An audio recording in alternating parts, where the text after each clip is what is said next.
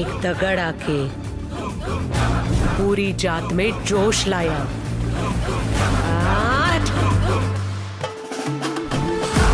भूखे जाने वाले कौवों ने तलवार अपना ली। ये नुचे हुए कौवों को जोड़ने वाले एक रंडी की औलाद की कहानी है।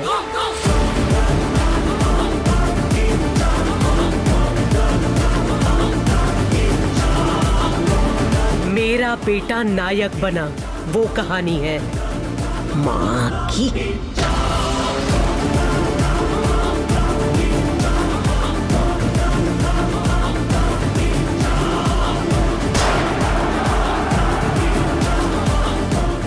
দ্য প্যারাডাইস সিনেমাটি নিয়ে এখন ব্যাপক হাইপ তৈরি হয়েছে, কারণ এটিকে অভিনেতা নানির ক্যারিয়ারের সবচেয়ে বড় এবং সবচেয়ে দামি সিনেমা বলা হচ্ছে। এটি নিয়ে বিস্তারিত তথ্য নিচে দেওয়া হল। ১. সিনেমাটির প্রেক্ষাপট ও মূল গল্প স্টোরি লাইন। সময় ও স্থান। সিনেমাটির গল্প সেট করা হয়েছে ১৯৮০ ও ৯০-এর দশকের ব্যাকগ্রাউন্ডে সেকেন্দ্রাবাদের একটি স্লাম বা বস্তি এলাকায়। মূল প্লট।